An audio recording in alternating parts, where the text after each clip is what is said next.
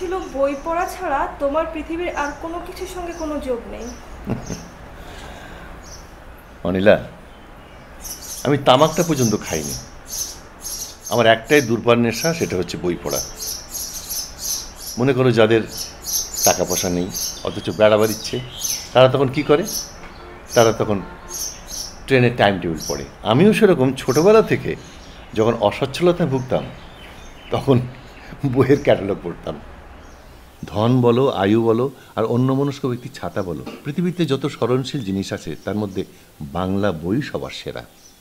আমি ছোটোবেলা থেকে এত পড়েছি যে পাশ করতে পারিনি। পাশ করার জন্য যতটুকু সময় দরকার ছিল ততটুকু আমার ছিল না। আর আমি ফেল করা ছেলে বলে বিশ্ববিদ্যালয়ে ঘোড়া তোলা জলে আমার চলে না স্নান করা। স্রোতেই আমার অবগাহন। আমি এখন উঠি ফেল করে ছেলে, আমার অনেক কাজ পড়ে আছে, আপনি আপনার কাজটাই করুন। যেতে হয় যাবে। ও, সরোজের পরীক্ষা তো শেষ, এখন সে কি করছে? এই অবসর সময়ে সে কিছু শিখতে পারে তো।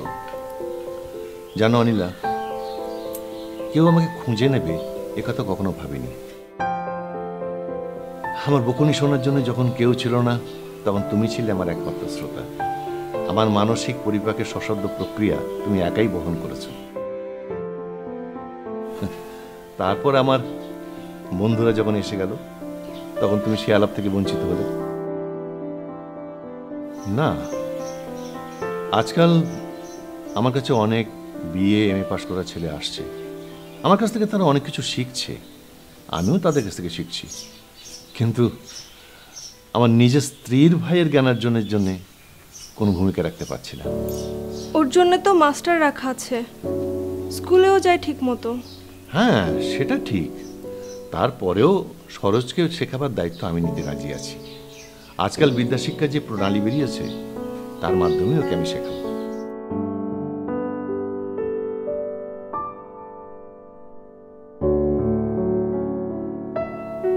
অনিলা কি আমাকে শ্রদ্ধা করে না? আমি কলেজ পাশ করিনি, সেই জন্যই সম্ভবত মনে করে পড়াশোনা সম্পর্কে পরামর্শ দেওয়ার ক্ষমতা এবং অধিকার আমার নেই।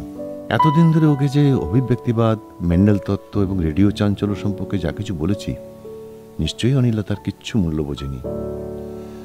ও হয়তো মনে করেছে সেকেন্ড ক্লাসের ছেলেও এর থেকে বেশি জানে। আসলে মেয়েদের কাছে নিজের যোগ্যতা প্রমাণ করবার আশা, সেজন্য ছেড়ে দেয় বিদ্যা বুদ্ধি যা প্রধান সম্পদ।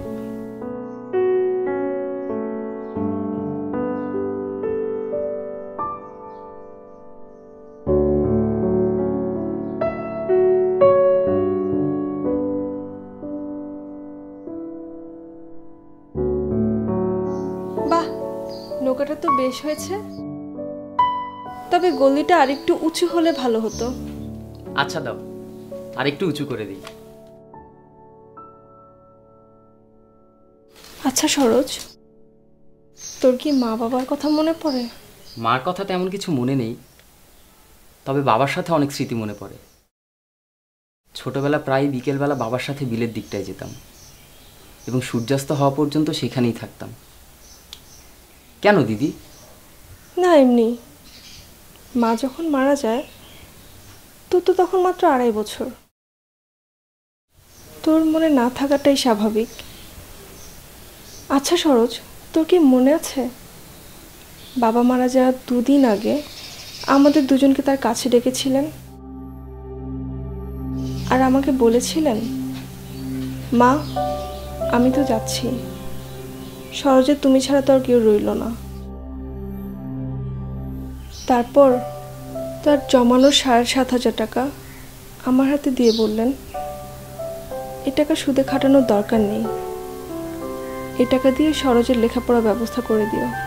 দিদি, সরোজ, তুই অনেক ভালো করে লেখাপড়া করবি, বড় বিদ্বান হবি, না হলে যে বাবা খুব কষ্ট পাবে। তোর রেজাল্টের পর সবচেয়ে ভালো কলেজে আমি তোকে ভর্তি করাবো। আমি তোমাকে কষ্ট দিব না দিদি।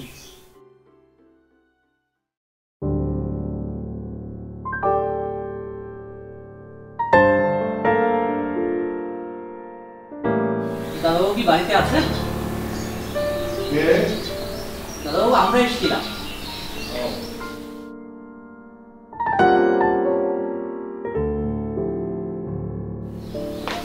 ও তোমরা, নমস্কার, এসো এসো এসো, বসো। কানাই, তুমি যে গতকাল লেখাটি আমাকে দিয়েছিলে আমি খুব মন দিয়ে পড়েছি।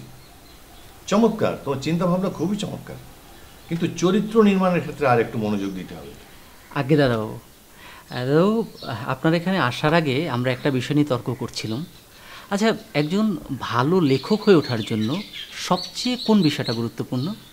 যদিও আমি লেখক নই, আমার নেশা হলো বকুনি, ভদ্র ভাষায় যাকে বলে আলোচনা। লেখাতে আমার খুবই কুঁড়েমি। তাই তোমাদের মতন মানুষ যারা আমার কথা মন দিয়ে শোনে তাদের নাগাল পেলে আমি বেঁচে যাই। আর কি যেন বলছিলাম, লেখক হয়ে ওঠা। আমি যত বড় বড় লেখকের কথা জানি তাদের প্রত্যেকের নেশা ছিল বই পড়া। এখন তুমি একটা বই পড়তে চাইছো কিন্তু পাচ্ছ না।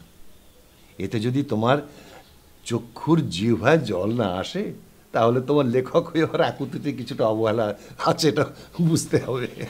তাহলে বলছেন প্রচুর বই পড়া লেখার জন্য অনেক সহযোগিতা করবেন? অবশ্যই, যতই পড়িবে ততই জানিবে। জ্ঞান অর্জন সম্পর্কে আমার দর্শন এই।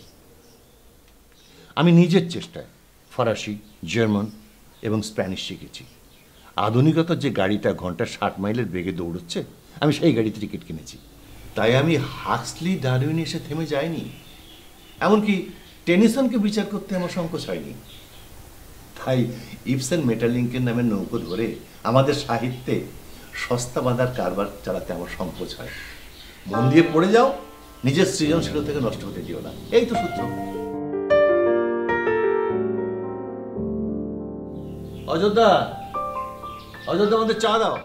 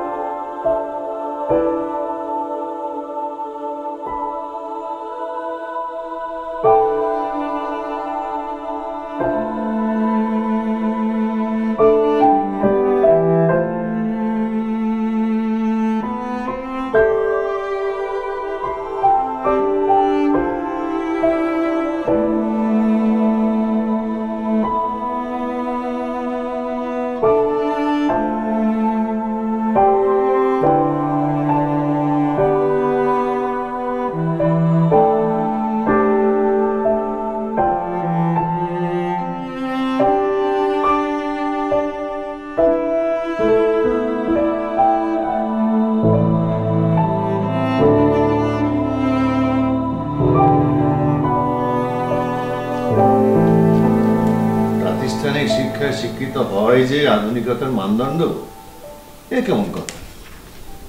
এই যে আমার কাছে বিএ এমএ পাশ করা ছেলেরা আসে, তারা যতই আধুনিক হোক তাদের চিন্তা ভাবনা ওই ভিক্টোরিয়া আমলের তার সঙ্গে বাঁধা। তাদের জগৎ টলেমির 18-19 শতকের সঙ্গে যেন স্ক্রু দিয়ে আটকানো।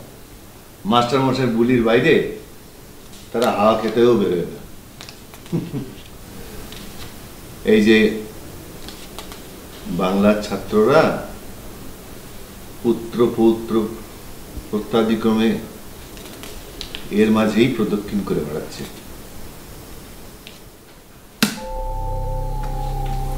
কই গো?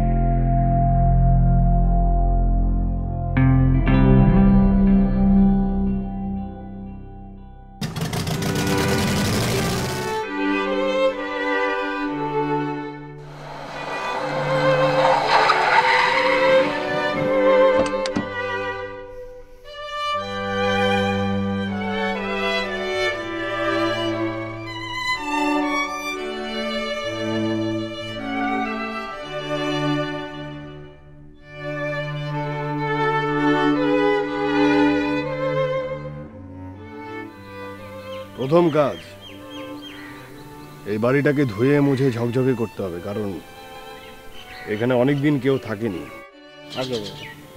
দ্বিতীয় কাজ, মিউজিক রুম ঠিক করতে হবে। বাবু।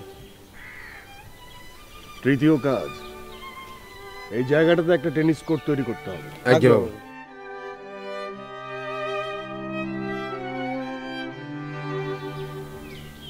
চতুর্থ কাজ, ছাদের উপর একটি আরামদায়ক বসার জায়গা তৈরি করতে হবে। বাবু।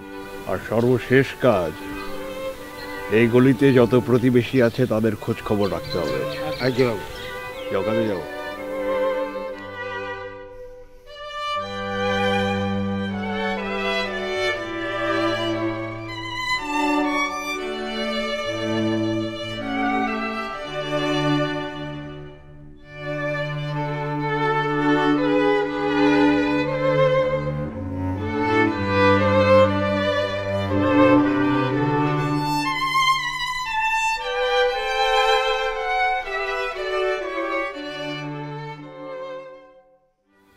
এত বড় গাড়ি কখনো দেখেছিস? না, কখনোই দেখিনি। বিকট আওয়াজ। হ্যাঁ, আর লোকটা কি দারুণভাবে পাইপ খায়। বাপের জন্মে এরকম পাইপ খাইতে কাউকে দেখেছিস? কখনো দেখিনি দাদা। দাদা নমস্কার। নমস্কার দাদা। দাদাবাবু, মহাসমরয় আবির্ভাব। কিসের আবির্ভাব? এই যে 1 নম্বরে নতুন ভাড়াটি এসছে। তাই? হ্যাঁ, আড়ম্বর দেখে মনে হচ্ছে যে সে নরোত্তমপুরের জমিদার। জমিদার? জমিদারি বটে দাদাবাবু। প্রকাণ্ড গাড়ি, সাজগোজ, সে মনে হচ্ছে পুরো এলাকাটা দখলে নেবে। শোনো, আধুনিক কালের বড় লোকেরা সাধারণ উৎপাতের চেয়ে একটু বেশি। এরা হলো অস্বাভাবিক উৎপাত। যাদের 2 হাত 2 পা আর 1 মুন্ডু আছে তার হলো মানুষ। আর যাদের হঠাৎ হাত পা মুন্ডু বেড়ে যায় তার হলো দৈত্য। তারা সবসময় নিজেদের সীমানা ভাঙতে চায়। তাদের প্রতি মনোযোগ দেওয়া অসম্ভব। যাদের পরে মন দেওয়ার প্রয়োজন নেই, অথচ মন না দিয়ে থাকবারও জো নেই, এই জগতে তারা হচ্ছে অস্বাস্থ্য। স্বয়ং ঈশ্বরও তাদের ভয় করে।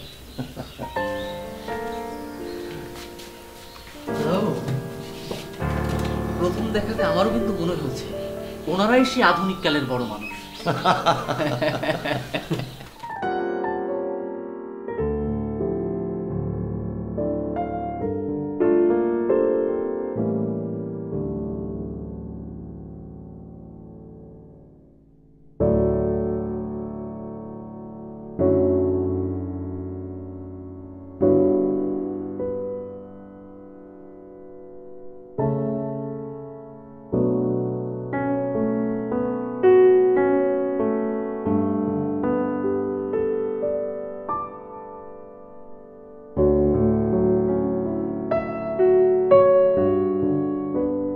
দিদি, তুমি কি শুনেছো? 1 নম্বর বাড়িতে ভাড়াটি এসেছে। তাদের দামি গাড়ি আছে, বড় গাড়ি। হ্যাঁ শুনেছি। থাকলে দামি গাড়ি, তাতে কি হয়েছে বলতো দেখি। না, এমনি, তুমি জানো কি না তাই। দিদি, আমি একটু বাড়ি থেকে বেরিয়ে আসি। কদিন ধরে বাড়ির কথা খুব মনে পড়ছে। আচ্ছা ঠিক আছে, কখন যেতে চাস? তুমি বললে কালই। ঠিক আছে, আমি অযোধ্যাকে বলে দিব তোকে বাড়ি দিয়ে আসবে। এখন এদিকে আমার কাছে একটু বস।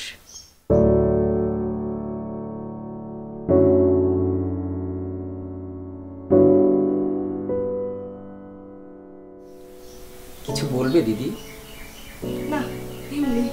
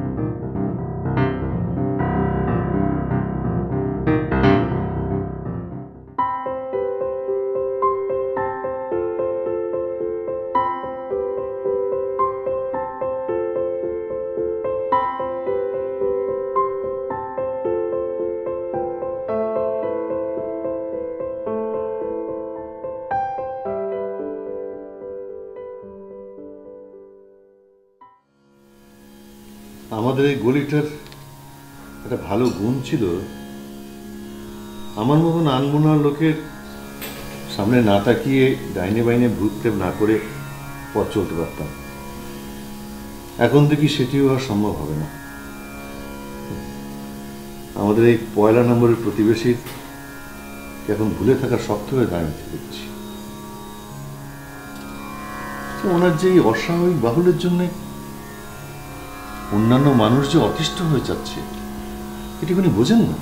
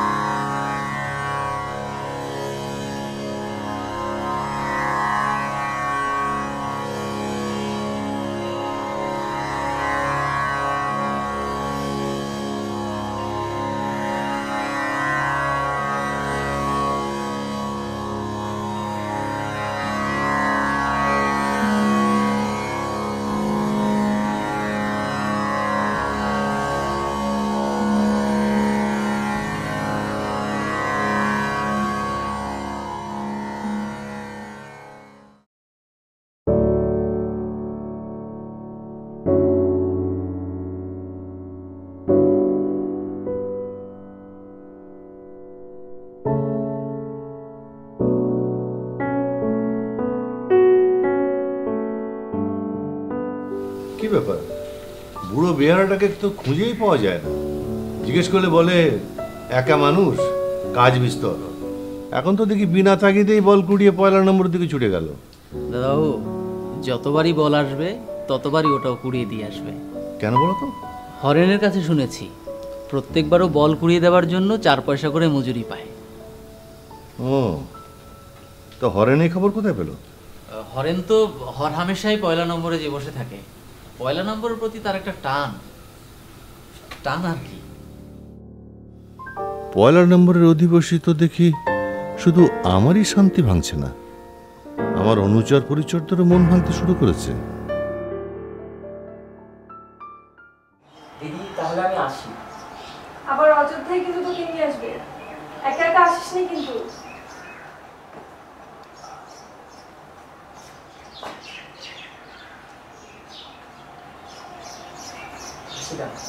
আচ্ছা এসো অযোধ্যা, এই সময় নিয়ে যাস।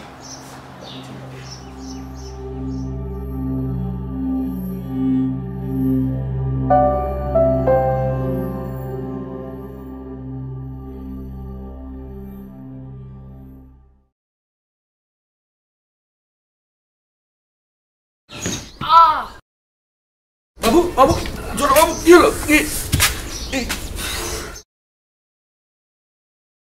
বাবু, এটা এটা লেগেছে? হ্যাঁ, এটা চল।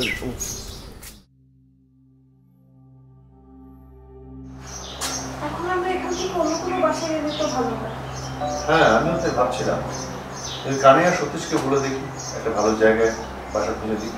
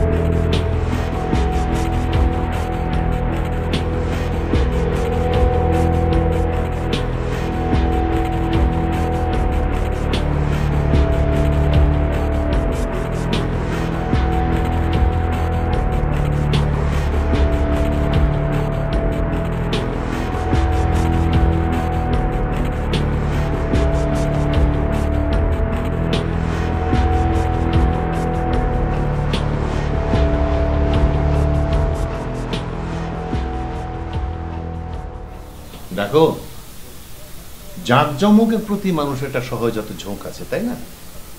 দেখলে আমরা সবাই কিরকম এই পয়লা নম্বর বাড়ির চাকচিককে স্তম্ভিত হয়ে গেছি। নমস্কার। এসো এসো কানাইলাল, বসো। কানাইলাল, এই পাশের বাড়ির প্রতি তোমার একটু ঔৎসুক্য দেখতে পাচ্ছি। শোনো, চাকচিক্য দিয়ে মনের শূন্যতাটাকে ঢাকা, রঙিন মেঘ দিয়ে আকাশটাকে ঢাকা একই কথা। হাওয়ায় মেঘ যাবে সরে, আর আকাশের ফাঁক বেরিয়ে পড়বে। দাদাবাবু, যাকে ইঙ্গিত করে কথাগুলি বলছেন সেই পয়লা নম্বরের ভাড়াটিয়া কিন্তু একদম ফাঁপা নয়, সে বিএ পাশ করেছে। তিনি 3টি যন্ত্র বাজাতে পারেন, কর্নেট, তানপুরা এবং চ্যালো। হ্যাঁ, যখন তখন সে পরিচয় আমি পাই। সঙ্গীতের সুর সম্পর্কে আমি নিজেকে খুব পণ্ডিত বলে মনে করি না, তবে আমার মতে গানটা উচ্চ অঙ্গের বিদ্যা নয়। যখন মানুষ ভাষার ভাবে বোবা ছিল তখন সঙ্গীতের উৎপত্তি। তখন মানুষ চিন্তা করতে পারত না বলে চিৎকার করত। এখনো যেসব মানুষ আদিম আছে তারা শুধু শব্দ করতে ভালোবাসে। হ্যাঁ, পয়লা নম্বর থেকে যে তানপুরা সুর ভেসে আসে, আমার মতে যে সেটা বাজায়, যন্ত্রটা তাকে প্রেয়সী নারীর মতো ভালোবাসে। যাই হোক, আপনি বাসার কথা বলেছিলেন না? হলো কিছু? হ্যাঁ, ওই কাশীপুরের কাছাকাছি একটা ভালো জায়গায় বাসা পাওয়া গেছে, আপনি চাইলেই উঠে যেতে পারেন। ঠিক আছে সতীশ, আমি তোমাকে পরে জানাবো।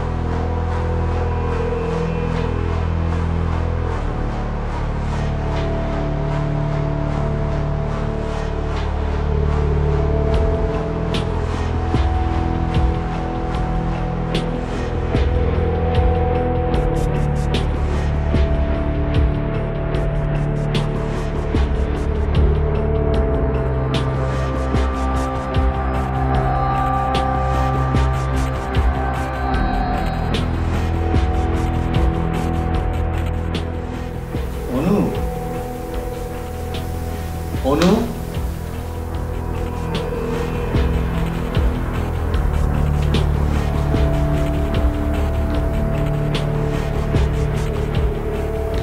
অনু,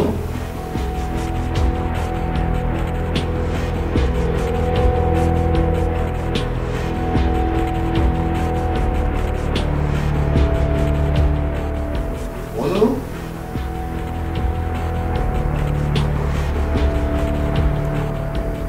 কোথায় গেল?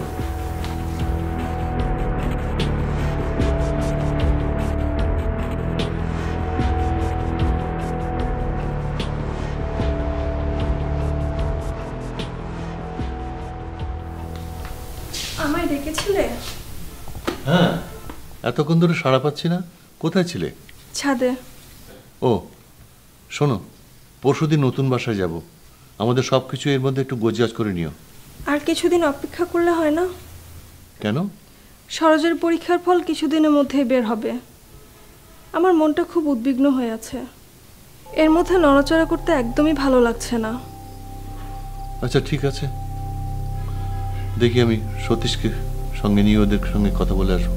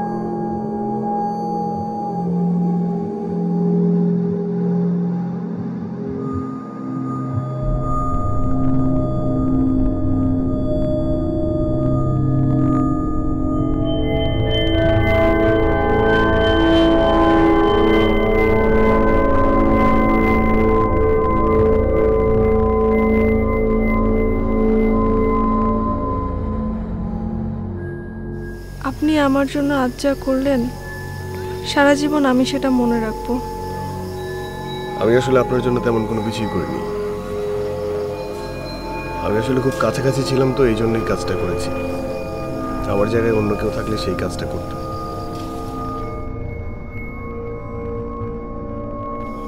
আপনাকে খুব বিমর্ষ দেখাচ্ছে,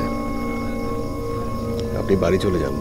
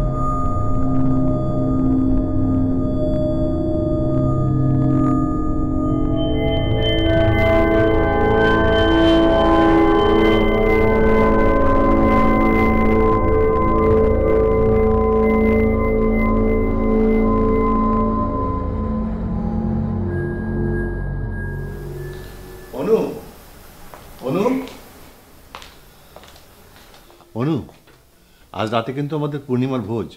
রান্নাবান্নার জোগাড় সব ঠিক আছে তো?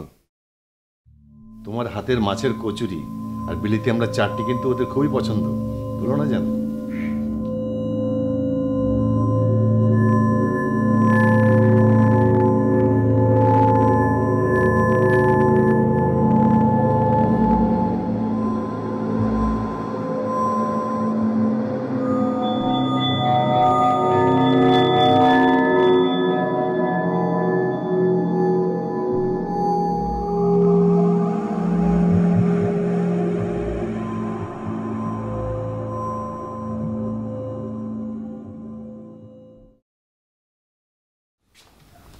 কানাই, আজ কিন্তু সকাল সকাল চলে এসো।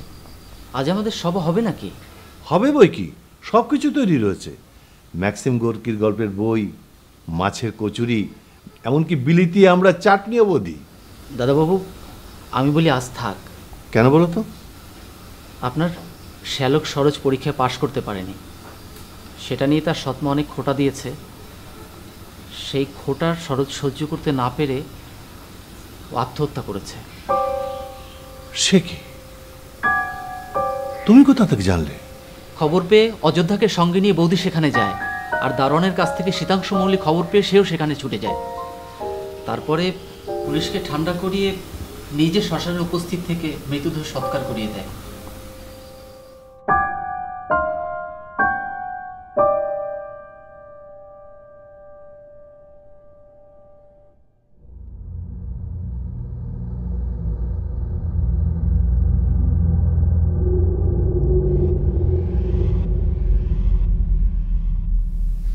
তুমি আমাকে কিছু বলনি কেন?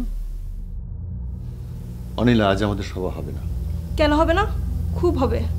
আমি এত করে সমস্ত আয়োজন করেছি, আমি তা নষ্ট হতে দিতে পারবো না। আজ আমাদের সভা হওয়া অসম্ভব। তোমাদের সভা না হয় হবে, আজকে আমার নিমন্ত্রণ। অনিলা বোধহয় এই আয়োজনের মাধ্যমে সরোজের শোকটা ভুলতে চাইছে। আচ্ছা ঠিক আছে, বেশি কিছু করার দরকার নেই।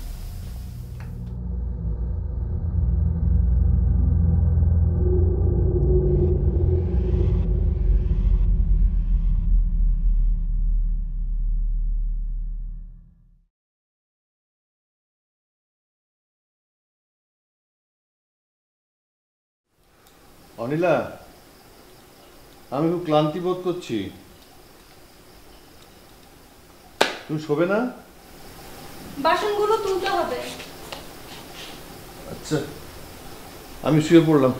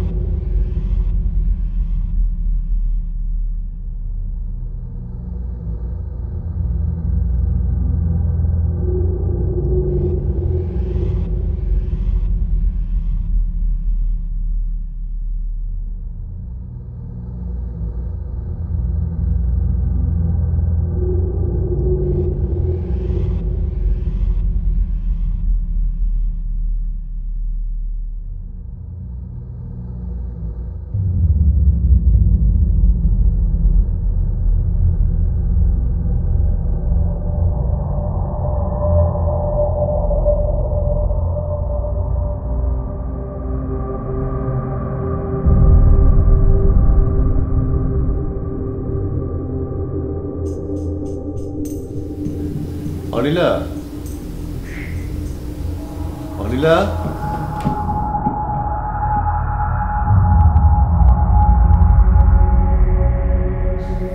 অনিলা।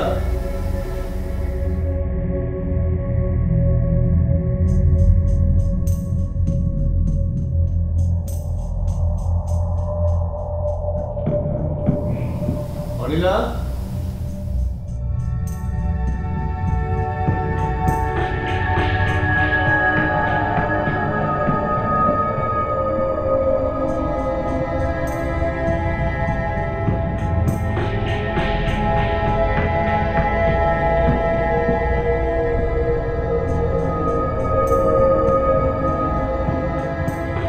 আমি চললুম, আমাকে খুঁজতে চেষ্টা করো না, করলেও খুঁজে পাবে না। অযোধ্যা, অযোধ্যা, ডাকছেন? তুই বধূমণিকে দেখেছিস? না তো দাদাবু। কোথাও দিই না, সারা বাড়িময় খুঁজলুম, কোথাও তো পেলুম না। আমি কি বধূমণির বাবা বাড়িতে গিয়ে একটু দেখে আসবো? না, থাক। দাদাবু, হ্যাঁ? আরেকটি কথা। কি? ওই যে 1 নম্বরের বাড়ির দারোয়ান বলছিল ওরা রাজাবাবু নাকি ভোর রাত্রে কোথায় চলে গেছে। সে কি? আচ্ছা তুই যা, দেখছি।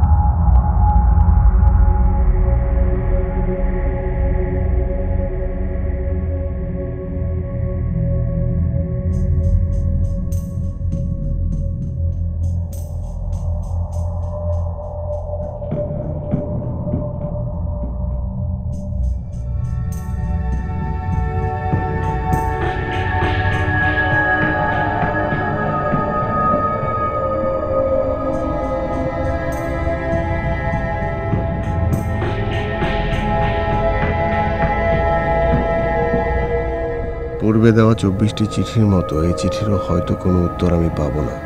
আমার এই চিঠিটাও না পড়ে যদি তুমি ছিঁড়ে ফেলো, আমার কোনো দুঃখ নেই। আমার যা বলবার কথা তা তো আমাকে বলতেই হবে। আমার যা পাবার তা আমি পেয়েছি, আর কিছুই চাইনি। তুমি স্বয়ং তোমার সৃষ্টিকর্তার পরম বিস্ময়ের ধন। আমি যদি কবি হতাম তাহলে এই কথাগুলো চিঠিতে তোমাকে লিখবার দরকার হতো না। ছন্দের ভিতর দিয়ে সমস্ত জগতের কণ্ঠে তাকে প্রতিষ্ঠিত করে যেতাম।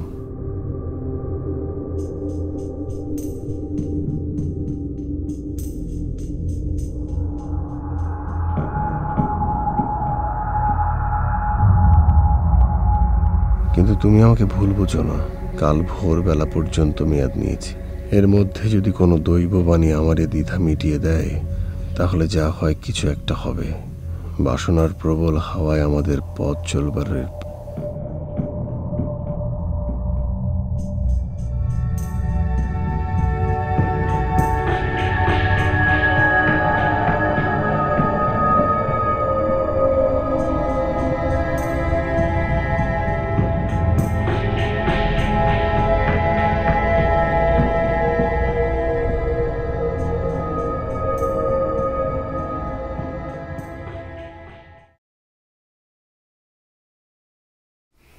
দাদাবাবু আসবো?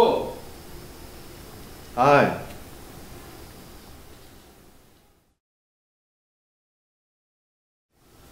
কি বল? খবর নিয়েছি। কি খবর নিয়েছিস? ওই যে 1 নম্বরের বাড়ির রাজাবাবু সম্পর্কে খবর নিতে বলেছিলেন না, খবর পেয়েছি। কি খবর পেয়েছিস? উত্তরের পাহাড়ের দিকে একটা বাংলোতে তাকে দেখা গেছে। তুই ভালো করে ঠিকানাটা জোগাড় কর, আমি যাব।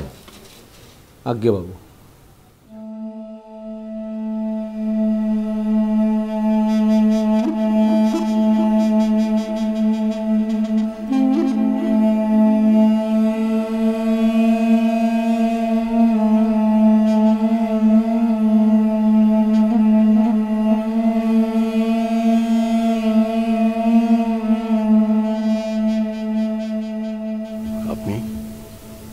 আমি অনিলাকে একবার মাত্র দেখে চলে যাব। অনিলা? কেন, অনিলা আপনার সঙ্গে আসেনি? না,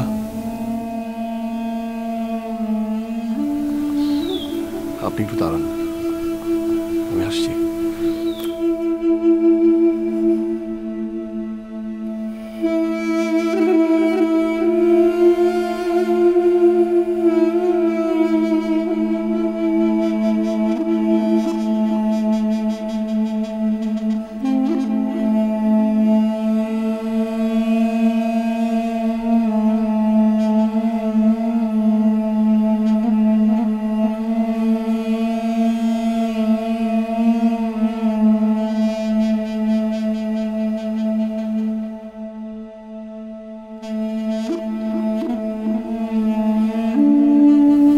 আমার সারা জীবনে আমি অনিলার কাছ থেকে কেবলমাত্র একটা চিঠি পেয়েছি, পড়ে দেখুন।